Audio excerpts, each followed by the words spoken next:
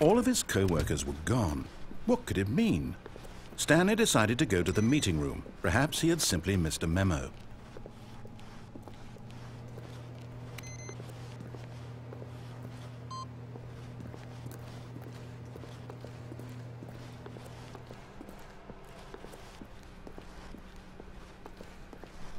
When Stanley came to a set of 2 open doors, this was not the correct way to the meeting room, and Stanley knew it perfectly well.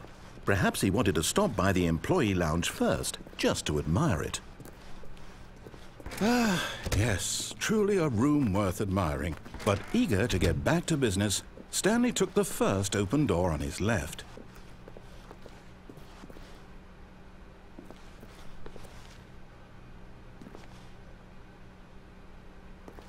And so he detoured through the maintenance section, walked straight ahead to the opposite door, and got back on track.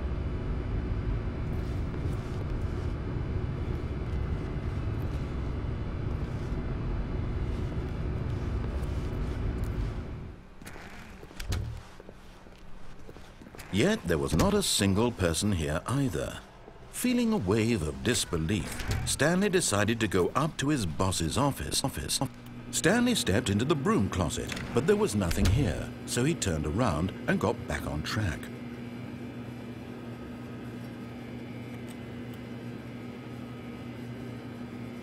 There was nothing here. No choice to make, no path to follow, just an empty broom closet. No reason to still be here.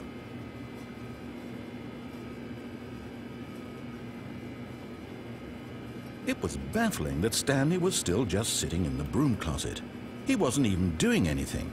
At least if there was something to interact with, he'd be justified in some way. As it is, he's literally just standing there doing sweet FA.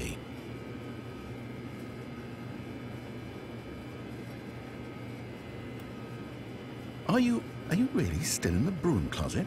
Standing around doing nothing? Why? Please offer me some explanation here. I'm genuinely confused.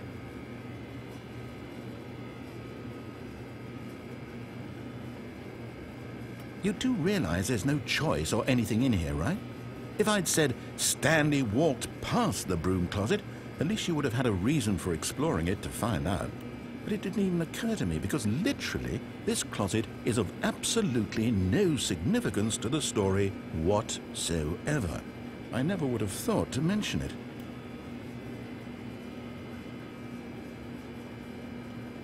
Maybe to you this is somehow its own branching path. Maybe when you go talk about this with your friends you'll say, "Oh, did you get the broom closet ending? The broom closet ending was my favorite." I hope your friends find this concerning.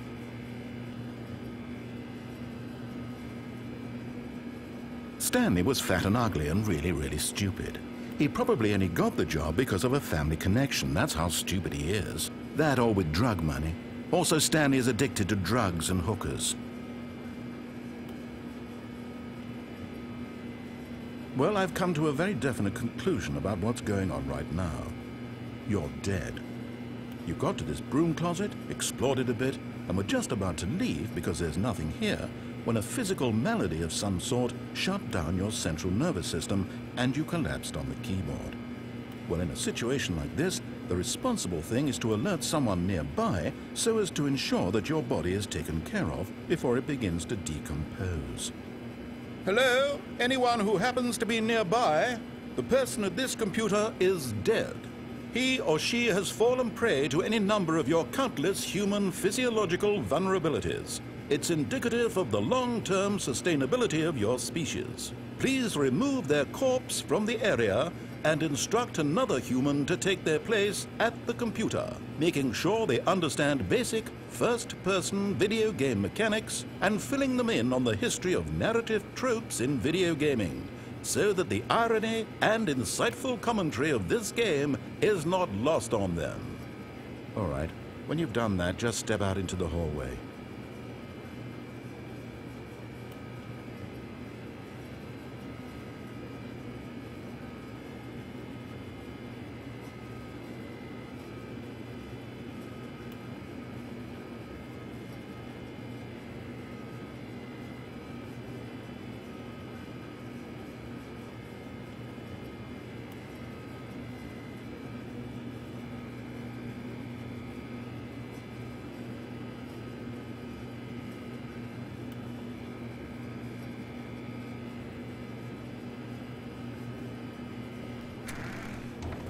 Ah, second player. It's good to have you on board. I guarantee you can't do any worse than the person who came before you. Coming to a staircase, Stanley walked upstairs to his boss's office.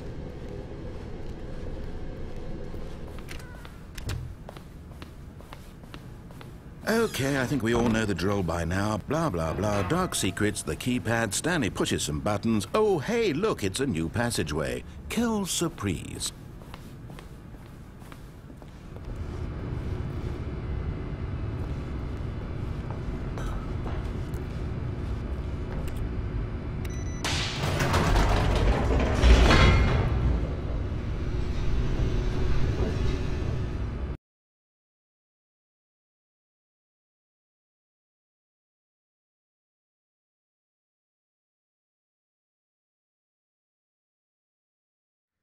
Descending deeper into the building, Stanley realized he felt a bit peculiar.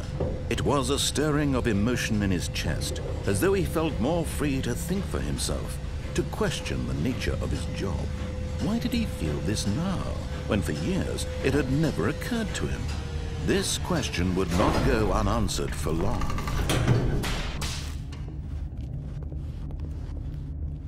Stanley walked straight ahead through the large door that read Mind Control.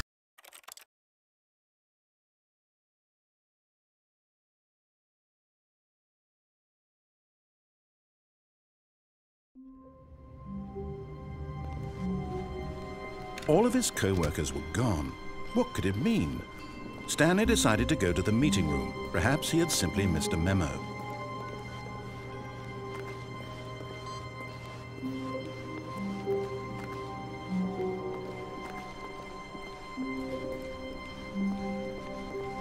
When Stanley came to a set of 2 open doors, this was not the correct way to the meeting room, and Stanley knew it perfectly well. Perhaps he wanted to stop by the employee lounge first, just to admire it. Wow, yes, this room. But eager to get back to business, Stanley took the first open door on his left. Stanley was so bad at following directions, it's incredible he wasn't fired years ago. Look, Stanley, I think perhaps we've gotten off on the wrong foot here. I'm not your enemy, really, I'm not. I realize that investing your trust in someone else can be difficult, but the fact is that the story has been about nothing but you all this time. There's someone you've been neglecting, Stanley. Someone you've forgotten about. Please, stop trying to make every decision by yourself. Now, I'm not asking for me, I'm asking for her. This is it, Stanley. Your chance to redeem yourself, to put your work aside, to let her back into your life. She's been waiting. That's her, Stanley. You need to be the one to do this. Oh, no, you can't. Did you just unplug the phone? No, that wasn't supposed to be a choice. How did you do that? You actually chose incorrectly? I didn't even know that was possible. Let me double check. No, it's definitely here, clear as day. Stanley picks up the phone. He's taken to his apartment where he finds his wife, and the two pledge themselves to one another. Music comes in, fade to white, roll credits. Not picking up the phone is actually somehow an incorrect course of action. How is that even possible? None of these decisions were supposed to mean anything. I don't understand. How on earth are you making meaningful choices? What did you... Wait a second. Did I just see... No, that's not possible. I can't believe it. How had I not noticed it sooner? You're not Stanley. You're a real person. I can't believe I was so mistaken. This is why you've been able to make correct and incorrect choices. And to think I've been letting you run around in this game for so long. If you'd made any more wrong choices, you might have negated it entirely. It's as though you completely ignored even the most basic safety protocol for real-world decision-making. Or did you not grasp the severity of the situation? Well, I won't have that kind of risk on my watch. I'm going to stop the game for a moment so we can educate you properly on safe decision-making in the real world. Please observe this helpful instructional video. Choice. It's the best part of being a real person. but if used incorrectly can also be the most dangerous. For example, in this scenario, a hypothetical real person named Stephen has a choice. He could spend years helping improve the quality of life for citizens of impoverished third world nations. Or he could systematically set fire to every orphan living in a 30-kilometer radius of his house. Which choice would you make? Remember that unlike here, the real world makes sense, and at no time should you make a choice that does not conform to rational logic. If you find yourself speaking with a person who does not make sense, in all likelihood, that person is not real. Allow the person to finish their thought, then provide an excuse why you cannot continue talking. Turn to a partner and practice saying, "My goodness, is it 4:30? I'm supposed to be having a back, sack, and crack."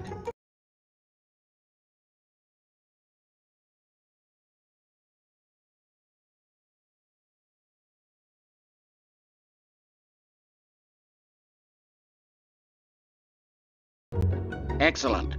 Making choices on a regular basis is the best part to a healthy decision-making process. Most medical professionals recommend making at least 8 choices per day. Do you make more than 8? Less? And finally, if you begin to wonder if your choices are actually meaningful and whether you'll ever make a significant contribution to the world, just remember that in the vast infiniteness of space, your thoughts and problems are materially insignificant, and the feeling should subside. At this time, your instructor will guide you in an exercise to test and reinforce the material covered in this video. Welcome back. You may have noticed that this room has begun to deteriorate as a result of narrative contradiction. But not to worry. Now that you're properly informed on good decision-making, we're going to revisit a choice you made just a few minutes ago and see what the correct thing to do would have been. This way, please.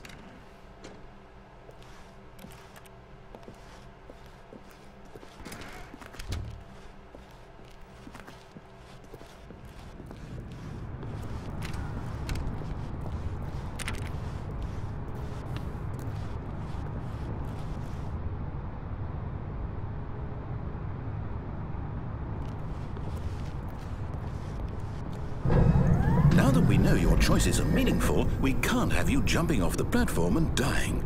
Imagine the main character dying senselessly halfway through the story. That story would make no sense at all. We just need to get you home as soon as possible before the narrative contradiction gets any worse. Unfortunately, it seems this place is not well equipped to deal with reality.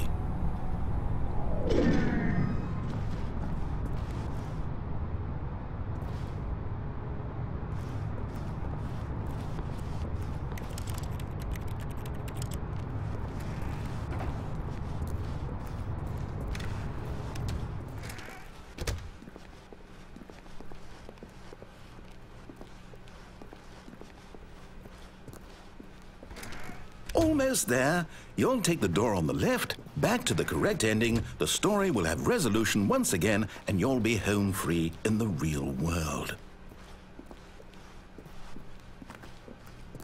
Now remember, all you need to do is behave exactly as Stanley would. That means choosing responsibly and always putting the story first. I'm quite sure you'll be up to the task. Just follow my lead and you'll be fine. All right.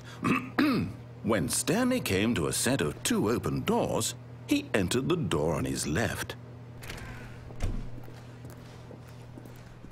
No! Why did you do that? Quickly, hurry back in the other direction. Perhaps we're not too late.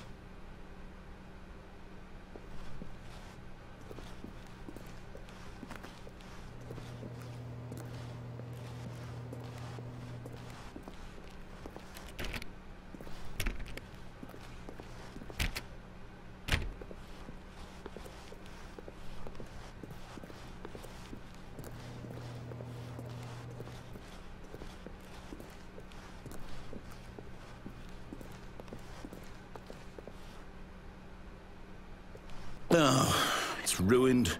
I can't believe, after everything we talked about, that my story, you've destroyed my work. Why? For what? What did you get out of that? What did you think was so special about seeing the game undone, left here like so much garbage? It's worthless now.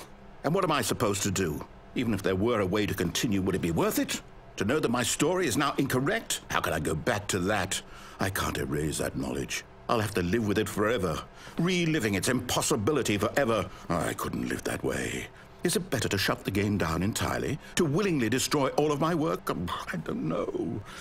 What's the answer? What do I do? What do I do? What do I... No, I have to. I have to shut the game down. I have to. I have to.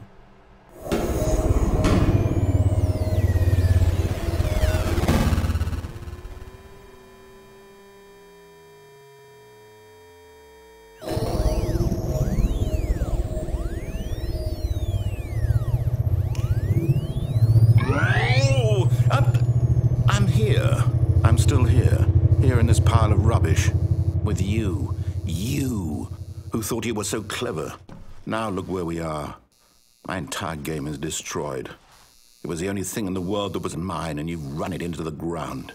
What, did you think that would be funny? You just had to see?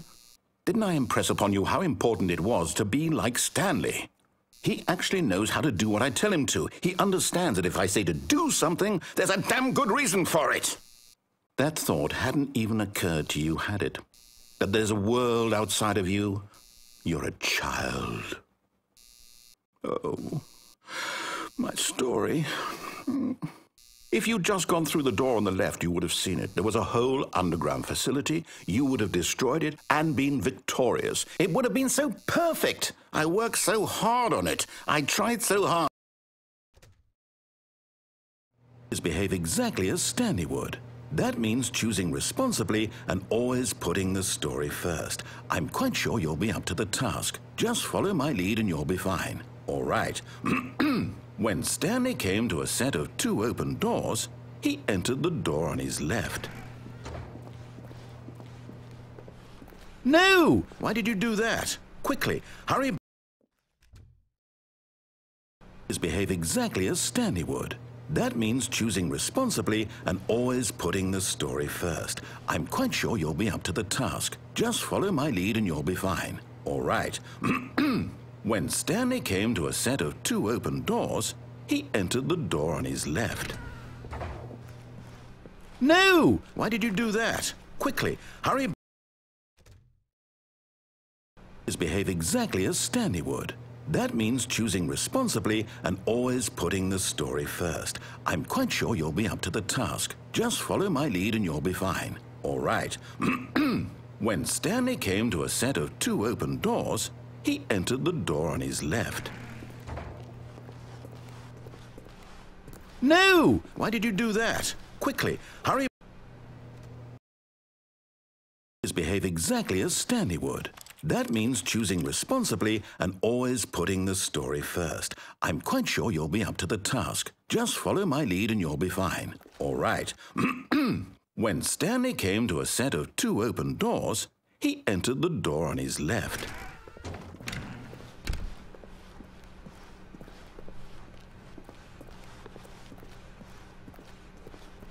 Yet there was not a single person here either. Feeling a wave of disbelief, Stanley decided to go up to his boss's office, hoping he might find an answer there.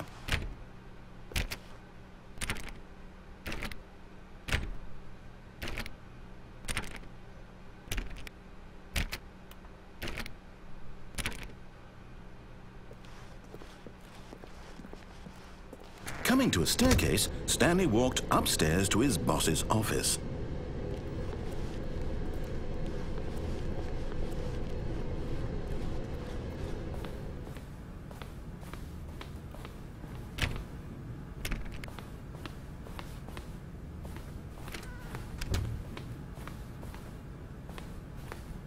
Stepping inside his manager's office, Stanley was once again stunned to discover not an indication of any human life.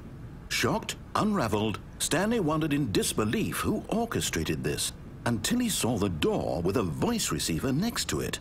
Surely behind this door lay all the answers to his questions. And beyond all probability, he knew the passcode. He had seen it on his boss's computer just last week. Nightshark 115. Was this the code to open the door? Would it still work? There was only one way to find out. Stanley had been trained never to speak up. But now he would draw from within himself the courage to face the unknown. He drew a sharp breath and then spoke the code.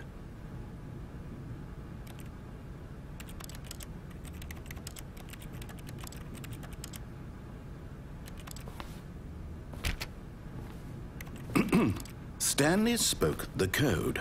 Night Shark 115. He spoke it into the receiver, right there on the wall.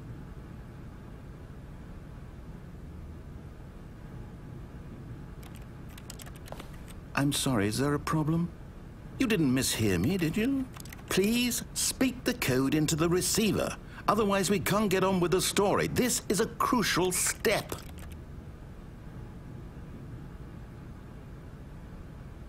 Okay, fine, you're not going to do it, but you know what? It's pretty humiliating to bring you this far, only for you to suddenly decide you have better things to do. I asked you for this one single thing, for your respect.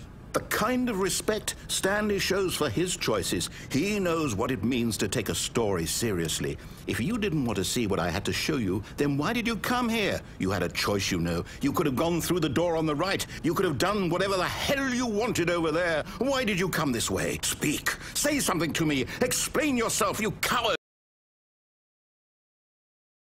When Stanley came to a set of 2 open doors, he entered the door on his left.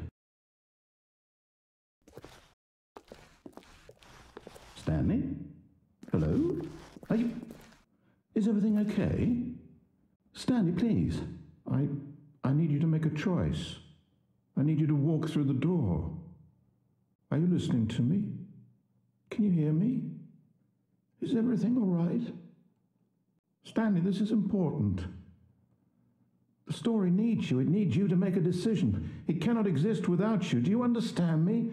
Whatever choice you make is just fine. They're both correct. You cannot be wrong here. We can work together. I'll accept whatever you do. I simply need you to take that step forward, please. Choose. Do something. Anything. This is more important than you can ever know. I need this. The story needs it. So, you hear me? Are you there? Are you listening to this? Stanley, are you there? Okay. It's okay, I can wait. You need time to decide. Time to make sure your choice is correct. That is the best choice. That's all right. I'll wait for you to decide what's the right thing to do. Take as much time as you need.